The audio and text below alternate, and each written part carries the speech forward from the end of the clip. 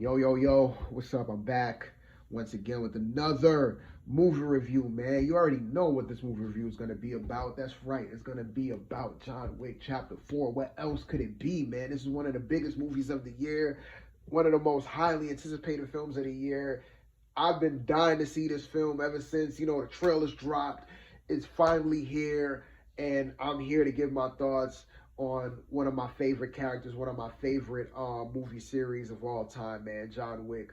I love the John Wick series, man. I love every single John Wick movie, except for the first one. I would say like the first one I did like a lot, but I felt like it was like the weakest out of the three films.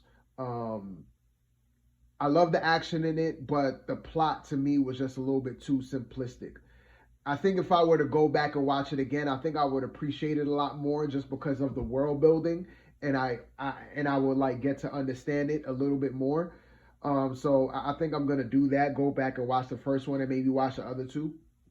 But yeah, man. Other than that, man, it's still an awesome film. Same with the other two films, John Wick 2 and 3. Like they're just badass action films, man. Like just simply put, they are just badass action films.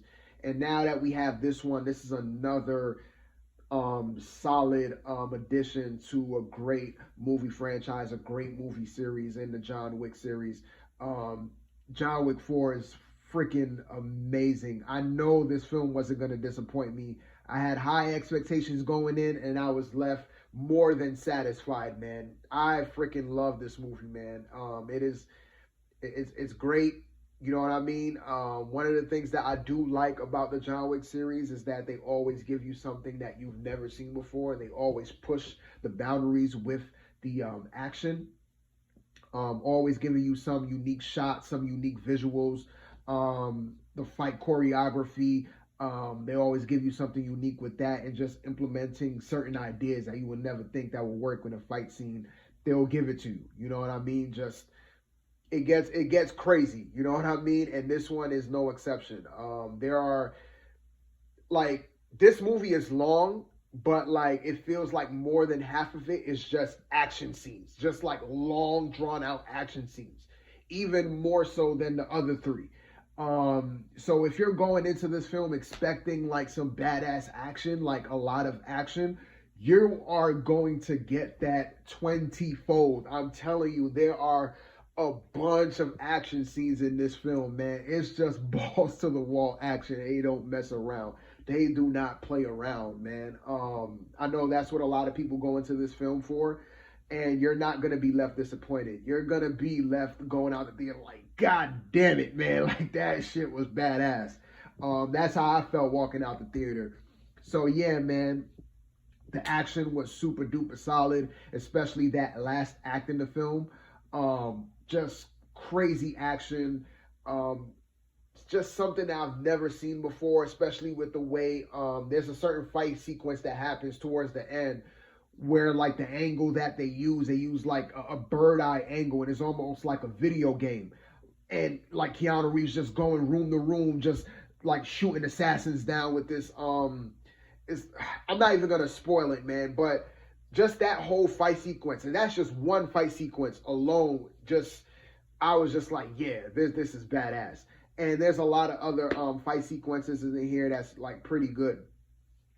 I will say though, like when it starts, like the beginning action sequences, especially in the first act of the film, is really good. Don't get me wrong, it's really solid. But I just feel like those first set of action scenes in the beginning wasn't as good as the action scenes we got in the prior three films. Like I was just like, the action is good, but it's a tad bit. It's just a tad bit less like brutal. Like it's not as brutal as like, especially the last one. The last one was freaking brutal, and the second one.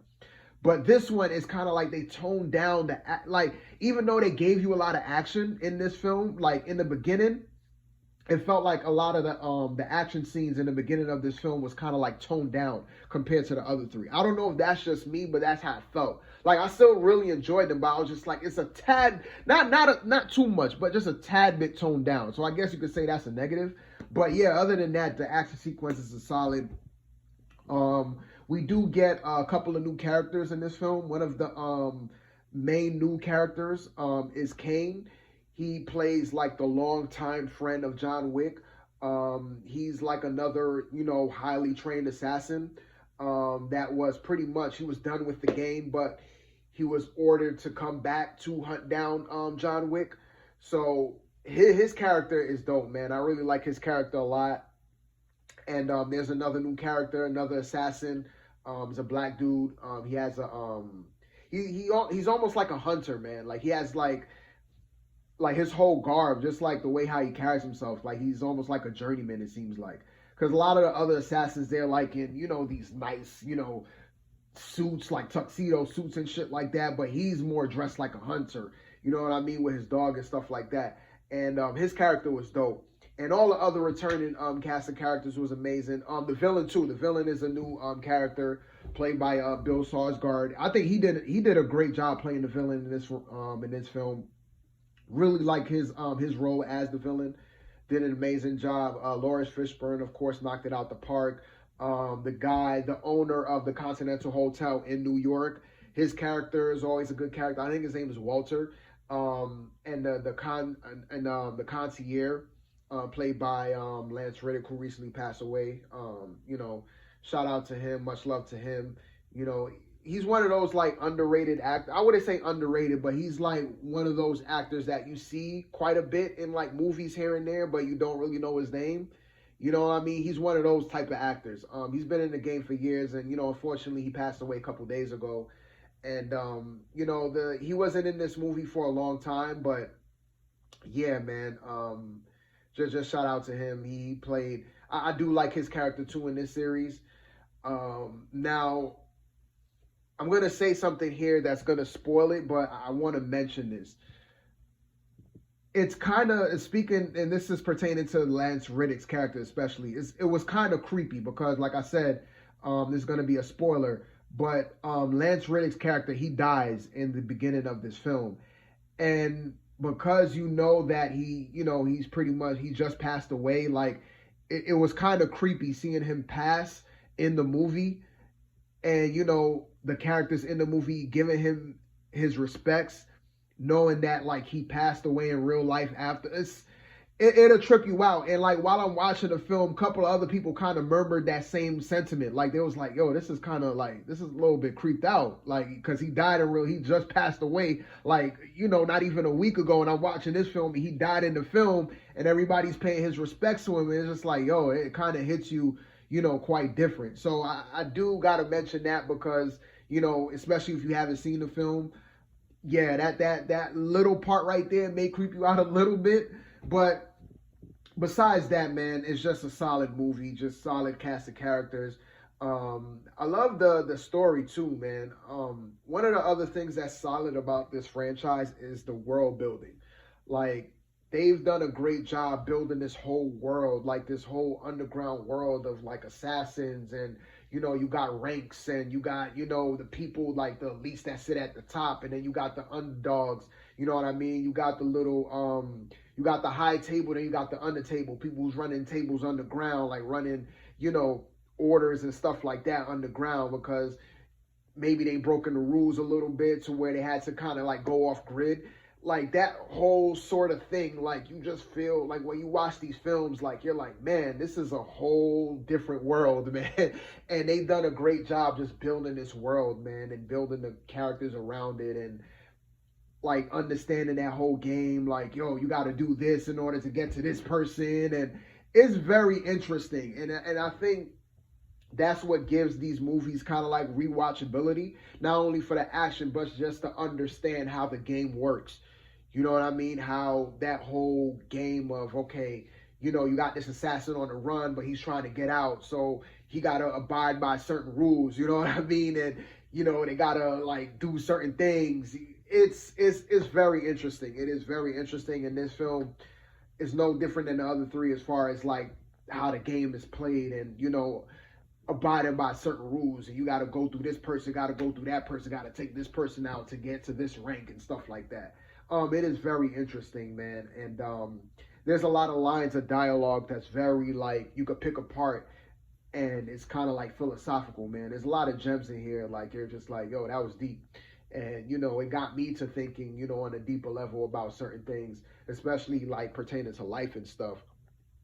You know, like, you know, life is almost like a double-edged sword. That's kind of like one of the main themes that I got from the movie, because the film in this film, it talks about life and death a lot, and, you know, making certain choices, and those choices having a consequence at the end, you know, and sometimes that consequence don't benefit you. So it's kind of like, you know, whatever choice you choose, you're thinking that you're gonna choose the best choice, but that best choice for you, the choice that you want, comes with a price. And like I said before, it kind of feels like, you know, life is like this double-edged sword. Like, no matter which way you go, no matter which choices you make, you always have to, like, either give up something or, you know, kill a part of yourself almost in order to get the thing that you want. So I definitely like that sort of theme that it had going, like the whole life and death and choices, and it's kind of deep, man, and I really like that aspect of it all. So not only are you getting badass action, but you're getting, you know, you're getting some gems, man, and it's very deep, man. It's like, I feel like somebody could go in on a deep dive and really like pick this film apart with the intricacies of the world and stuff like that. So yeah, but you know, this film does have its negatives. It's not a perfect film by any means. It does have some glaring issues. It may take certain people out the film for a particular amount of time.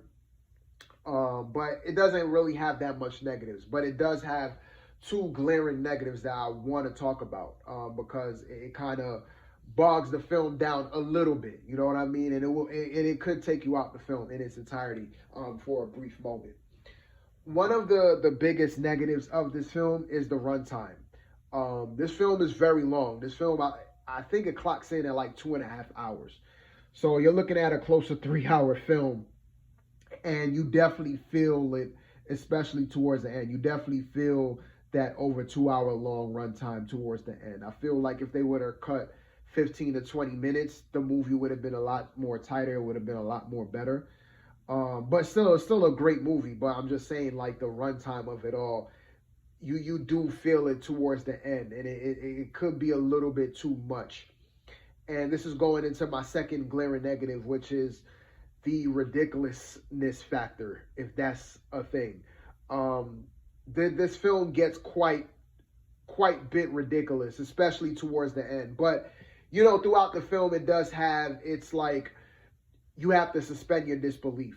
Like, there are a lot of, like, action sequences in this film, especially involving, of course, John Wick, where, like, Keanu Reeves gets fucked up. And you're thinking, like, okay, there's no way he could survive that. There's no way a human could possibly survive that. But somehow, some way, he's able to just get up like there's no problem and continue to whip ass. Like, it's almost like a video game. That's what this movie feels like. This movie feels like one big video game, where the action sequences is like, okay, this is definitely not real. You definitely defied the laws of physics. You definitely broken every single law of physics known to man. You have scenes where Keanu Reeves is falling from, you know, the upper level of a building, and he falls down on like this slab of concrete, and he falls down to the ground like face first, and he gets up and continues to whip ass.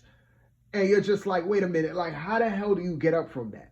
And especially towards the end, I'm not going to spoil it here, but there's a certain fight scene towards the end. It involves stairs, and I'm just going to leave it at that. That particular scene was, it was a little bit too ridiculous, to where you're like, okay, like, like, how do I suspend my disbelief enough to believe that somebody could survive this shit? You know? And like that whole scene that I'm talking about, it's a lengthy scene. Like, I'm not going to give too much away, but if you've seen the film, or if you're going to see it, just be aware of that scene towards the end of the stairs. And I'm just going to leave it at that. But yeah, man, I do think that even though you get You know, you do get great action in this film, really great action. I feel like they pushed the boundaries a little bit too far to where it's kind of like, okay, now you're taking me out the film a little bit. Just because, you know, I can't suspend my disbelief enough to believe that um this character could, you know, survive this. You know what I mean? And especially at the very end, not really with the very end, but like the last big fight sequence towards the end where you're just looking at it like come on, man, like this is ridiculous. It almost reminds me of Fast and Furious and how ridiculous it is, but it didn't go like that far like how Fast and the Furious would go. Like it's not, it didn't like push the boundaries like too far to where it became goofy. Like it's not like that bad. You know what I mean? But still, I think they pushed the boundaries a little bit too much, just a tad. If they were to dial it back a little bit, it would have been perfect. But because they pushed the boundaries a little bit too much with the action, to where you're like, okay, I don't know how John Wick could survive this. Like, I feel like I don't know why they pushed it like that far. So I would say like the two glaring negatives, just to recap, is the runtime and just the ridiculousness factor of the fight sequences. But overall, man, it's a fantastic film. I know it's March. I know it's still early. There's a lot of films that got to come out later this year. But this is my favorite movie of the year so far. No question, by far. It's not even close.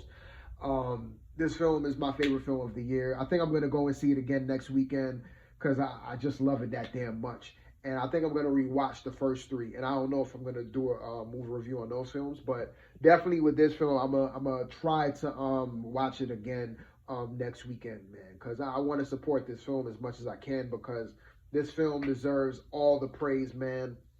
It's been killing it at the box office for great reasons. It's been getting tons of great review scores from Rotten Tomatoes.